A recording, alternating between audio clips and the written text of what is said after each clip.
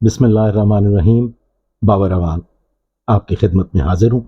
ابتدائی طور پہ ہم نے دو تین باتیں کرنی ہیں اور جو بہت اہم ہیں۔ اگر سنسنی خیز گفتگو کر کے یا سنسنی پھیلا کے آپ لوگوں سے داد وصول کرنی ہو تو میں چونکہ ایک سرکاری ادارے سے منسلک رہا ہوں تو میں یہ سمجھتا ہوں کہ میرے پاس بہت سی ایسی باتیں، بہت سی ایسی گفتگو میسر ہے مجھے، اور میں اس تک بخوبی جو ہے وہ بڑے آرام سے بآسانی پہنچ سکتا ہوں۔ لیکن مجھے ایسی کوئی گفتگو نہیں کرنی جس سے سنسنی پھیلے یا آپ لوگوں سے داد وصول کروں۔ ابتدائی طور پہ مجھے بات کرنی ہے جی موجودہ پولیٹیکل سینیریو پہ اور اس کے پیچھے جو پس پشت وجوہات ہیں ان پہ۔ اس کے علاوہ میں نے بات کرنی ہے کہ اداروں کو لے کے جو ایک عجیب و غریب ماحول پیدا ہو چکا ہے اور اس میں انسٹیٹیوشنز کو بدنام کرنے کی کوشش کی جا رہی ہے اس پہ۔ اور تیسری انتہائی اہم بات جو ہے وہ ہے کہ مہنگائی جو ہمارا حقیقی مسئلہ ہے اور اس وقت ہم جس سے جو ہمیں درپیش ہے مسائل جو ہم فیس کر رہے ہیں، جو پرابلم، کیا وہ ہم اس پہ قابو پا سکیں گے؟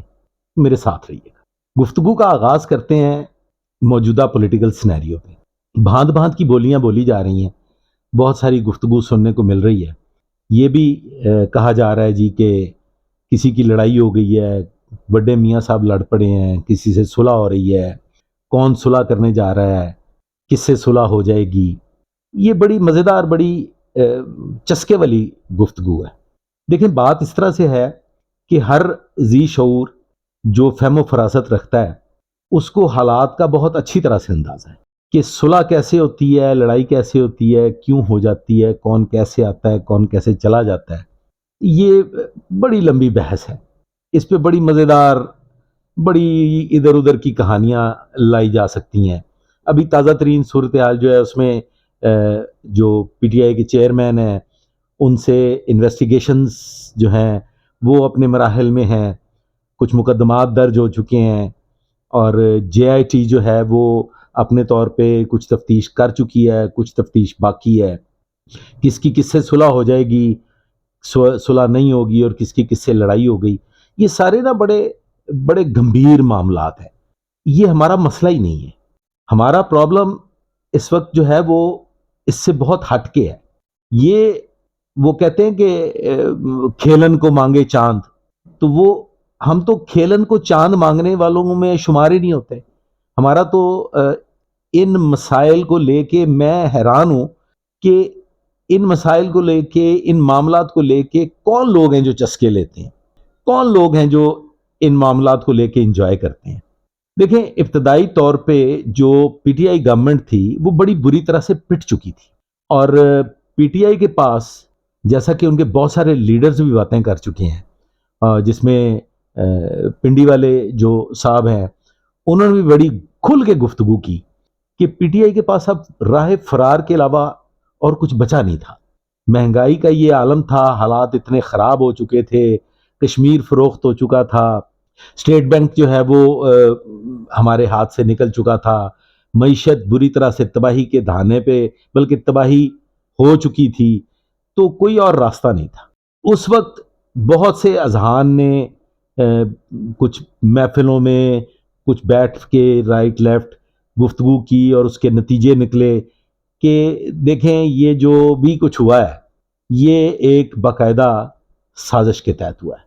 سازش وہ والی نہیں کہ جو چیئرمین صاحب بتاتے رہے ہیں، انفیکٹ یہ سازش خود تیار کی گئی کہ ایک ایسا معاملہ کیا جائے، ایسا سینیریو کریٹ کیا جائے کہ وہ صاحب جو چلے گئے وہ واپس آئیں اور مکمل ایک پاور اور ششکے کے ساتھ واپس آئیں، کیونکہ پھر ان کا اس وقت جب گئے ہیں اس وقت ان کا رہنا ممکن نہیں رہا تھا۔ آج عوام جس مہنگائی میں پس رہی ہے، جس صورتحال کو فیس کر رہی ہے، یہ شاید 1.5 سال 2 سال پہلے اس سے بھی زیادہ گمبھیر ہونے والے تھے اور اس سے بھی زیادہ یہ سنگین ہونے والے تھے اور ناقابل برداشت ہونے والے تھے، جیسا کہ ابھی مزید آنے والے وقت میں ہوں گے۔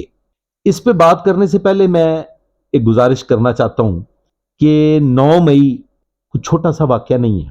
اگر چند سوشل میڈیا ایکٹیوسٹ اور کی بورڈ اسپیشلسٹ بیٹھ کے اس واقعے کو کوئی رنگ دینے کی کوشش کر رہے ہیں اور اس کو کسی دوسری سمت میں گھسیٹنے کی کوشش کر رہے ہیں تو میرے عزیز، میرے محترم، ایسی بات نہیں ہے. وہ چھوٹا سا واقعہ نہیں تھا، وہ بہت بڑا واقعہ تھا. یہاں پہ ہمارے ملک میں نے کوئی طیب بردگان ابھی تک نہیں دیکھا. سارے چور چکے چودھری تھے، گنڈی ران پردھان. تو ویسا سینیریو نہیں تھا. ادارے بھی اسی ملک کے ہیں، ہم ان کے بھی آباء و اجداد، تمام ادارے، میں کسی ایک اسپیسیفک ادارے کی بات نہیں کر رہا، اس پہ بھی آتا ہوں، تمام ادارے اسی ملک کے ہیں. انہی ماں باپ کی اولاد ہیں، اور ان ماں باپ کی اولاد ہیں کہ جنہوں نے پاکستان کے لیے قربانیاں بھی دی ہیں. تو وہ کہیں باہر سے نہیں آئے، نہ وہ اسرائیل سے آئے ہیں، نہ وہ بھارت سے آئے ہیں. اسی ملک کے بچے ہیں، اسی ملک کے نوجوان ہیں، اسی ملک میں انہوں نے جنم لیا، یہیں پرورش پائی، اور ایک مدت سے ایک سسٹم کے تحت اس ملک کی خدمت کر رہے ہیں. جتنا ایک عام آدمی اور جتنا ایک ذی شعور، ایک عقل رکھنے والے بندے کا اس ملک سے محبت اور روحانی تعلق ہے، اس سے شاید کہیں زیادہ ہی ہوگا. کیونکہ انہیں اداروں کو صبح و شام ایک ہی معاملہ ہوتا ہے کہ پاکستان کو کیسے بچانا ہے. سب کے سب پاکستان کے خیر خواہ ہیں. ایک واقعہ پیش آیا صوبہ سرحد میں کہ جہاں پہ دودھ کی نہریں بہا دی گئی تھیں، جہاں پہ فلاح و بہبود کی سونامی نے قدم رکھ لیا تھا. وہاں کے معصوم بچے 2000 فٹ کی بلندی پہ موت اور حیات کی کشمکش میں مبتلا ہوتے ہیں. دوپہر کے 1 بجے تک کوئی مقامی جیالہ جنم نہیں لیتا، کوئی مقامی جیالہ صبح 7 بجے سے لے کے 1 بجے تک ان بچوں کو ریسکیو نہیں کر سکتا، جس کے لیے 1 بجے تک افواج پاکستان کا انتظار ہوتا رہا. اور پھر 1 بجے افواج پاکستان کے کمانڈوز آئے اور انہوں نے ایک اچھی خاصی ایکسرسائز کی. اس میں بہت ساری ٹیکنیکلٹیز تھیں. سب سے پہلی جو چیز تھی وہ یہ ذہن میں رکھیے کہ وہاں پہ زندگیاں انوالو تھیں. اس سے پہلے بھی ایک واقعہ پیش آیا تھا سابقہ دور میں، جب دریا میں 5 لوگ پھنس گئے تھے اور وہ بیچارے ساری دنیا کے سامنے دریا برد ہو گئے. وہاں پہ کوئی نہیں پہنچا کیونکہ حکم دینے والا کوئی نہیں تھا. اس بات کو اپریشیٹ کوئی نہیں کرے گا کہ موجودہ دور میں حکم دینے والا موجود تھا، حکم دیا گیا، افواج پاکستان وہاں پہنچیں اور سب کے سامنے ہے کہ آخری ریسکیو تک افواج پاکستان کے افسران اور جوان وہاں موجود تھے. اور وہ جو علی زپ لائن والے جو ہیں، ان کو جو لے کے آنے والی ٹیم ہے وہ بھی پاکستان آرمی سے ہے. وہ چونکہ زپ لائن ایکسپرٹس تھے، ان کے پاس وہ سارا ایکوپمنٹ موجود تھا جس پہ یہ سارا کچھ کرنا تھا، تو اس کا بھی سارا ارینجمنٹ پاک آرمی نے کیا.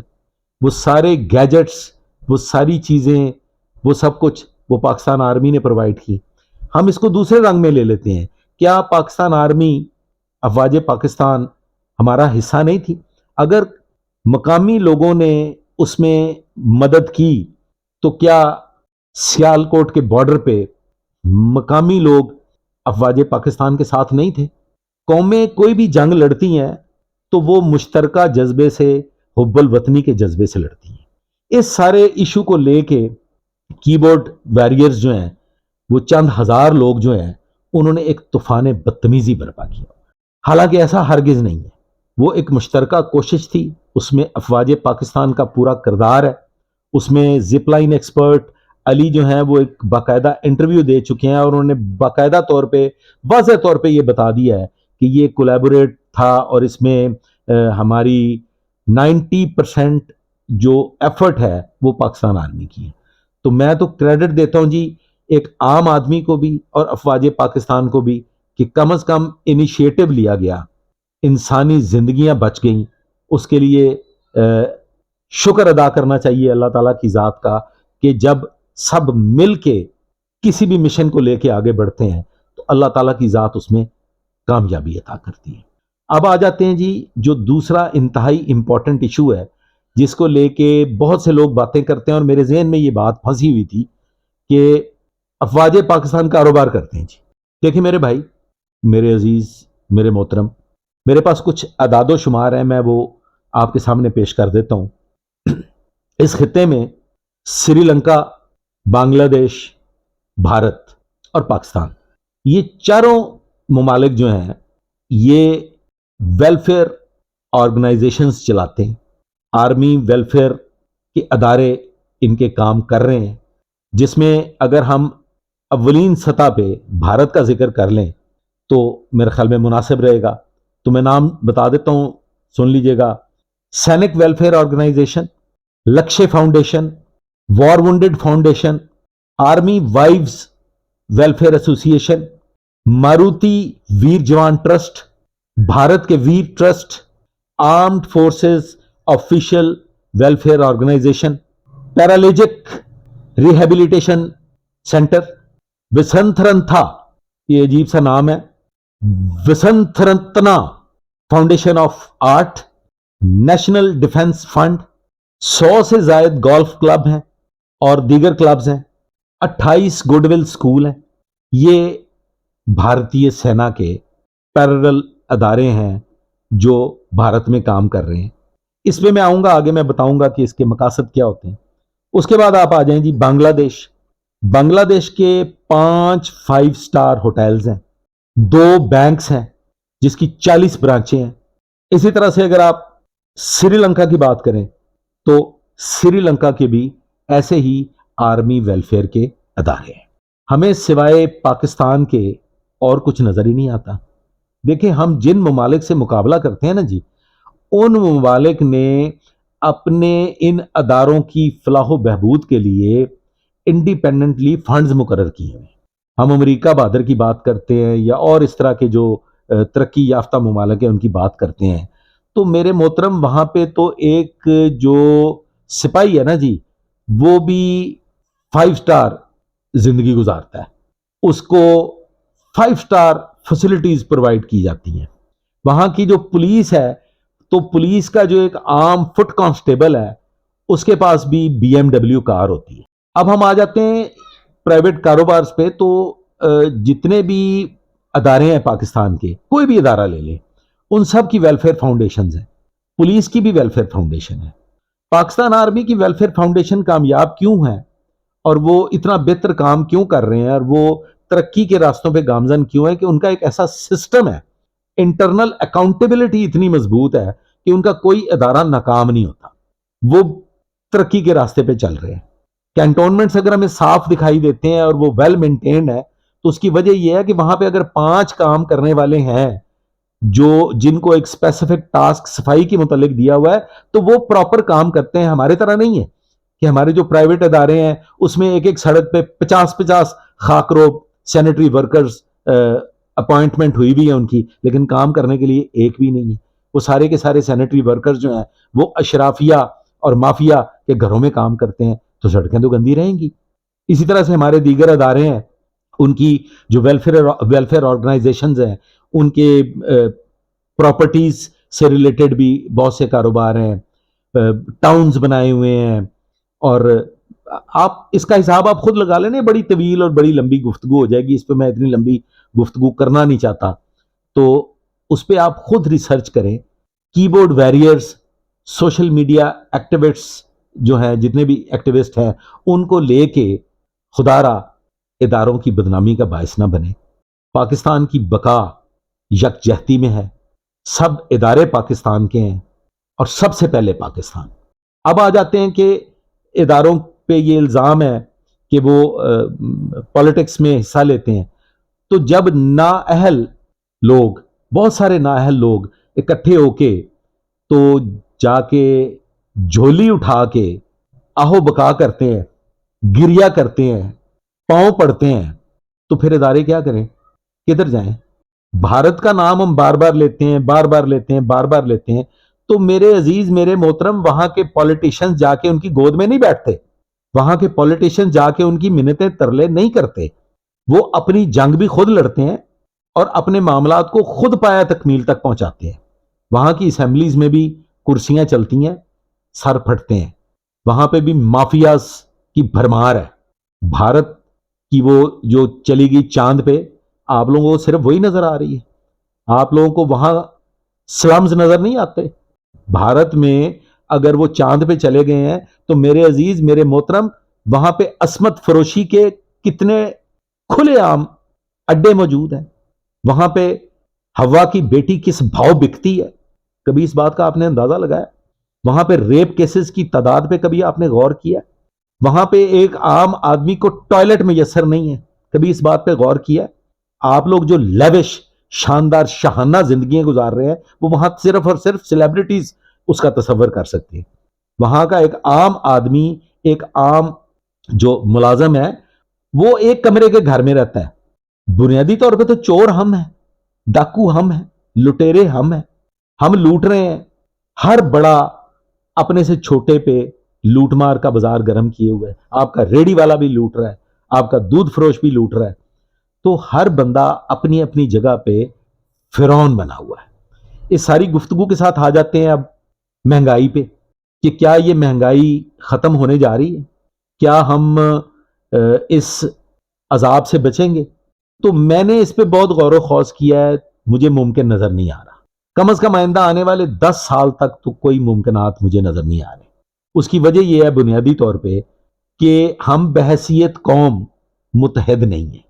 ہم شخصیت پرستی میں، بت پرستی میں کہوں گا، اس حد تک جا چکے ہیں کہ ہمیں عام انسان کی تکلیف اب تکلیف نظر ہی نہیں آتی.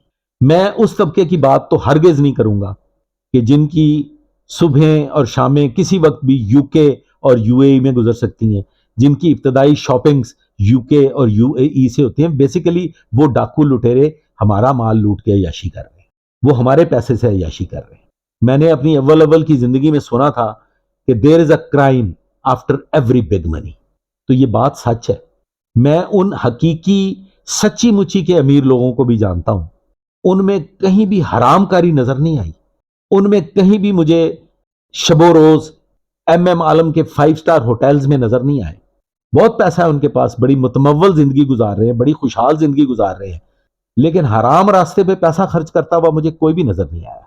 جہاں جہاں بھی مجھے کوئی حرام راستے پہ پیسہ خرچ کرتا ہوا نظر آیا، شام کو ٹکٹ کٹایا یو کے چلے گئے، صبح ٹکٹ کٹایا دبئی چلے گئے، وہ سارے کے سارا لوٹا ہوا مال ہے جو ہر سطح پہ لوٹ مار ہو رہی ہے. عام آدمی کی زندگی گزارنی مشکل ہو گئی ہے. پیٹرول کی قیمتیں کہاں کی کہاں چلی گئی ہیں. 2 وقت کی روٹی کے لالے پڑے ہوئے ہیں. بجلی اس حد تک مہنگی ہو گئی ہے. اس کے ذمہ دار کون ہے؟ اس کے ذمہ دار بھی ہم ہیں. آپ اپنی گلی میں کبھی غور کر لیں، کبھی کسی نے آواز بلند کی ہے؟ کیونکہ سارے اس میں شامل ہیں. 80% لوگ بجلی چوری کرتے ہیں. وہ سارے کا سارا لاس، وہ سارے کا سارا بوجھ کس پہ پڑتا ہے؟ وہ سارے کا سارا بوجھ اس ایک شخص پہ پڑتا ہے جو اس گلی میں چوری نہیں کر رہا ہوتا. لیکن ہم سب خاموشی سے الزام عائد کریں گے حکومت پہ، بلکہ الزام عائد کریں گے بڑے ادارے پہ جو پاکستان کی بقا اور سلامتی کا ضامن ہے. اس پہ تھوڑی سی بات کر لیتے ہیں. ذرا مشکل ہے کرنی، لیکن کر لیتے ہیں کہ ادارے کو بھی یہ سوچنا پڑے گا کہ پاکستان ہے تو ہم ہیں. لہذا کالی بھیڑوں کا احتساب لازمی ہے.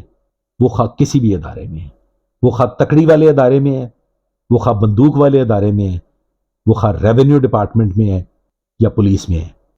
جب تک کالی بھیڑوں کا احتساب نہیں ہوگا، ان کو کیفر کردار تک نہیں پہنچایا جائے گا، جب تک بڑے شیش ناگ کا پھن نہیں کچلا جائے گا، اس وقت تک عام غریب آدمی پستا رہے گا، عصمتیں لٹتی رہیں گی، گینگ ریپس ہوتے رہیں گے.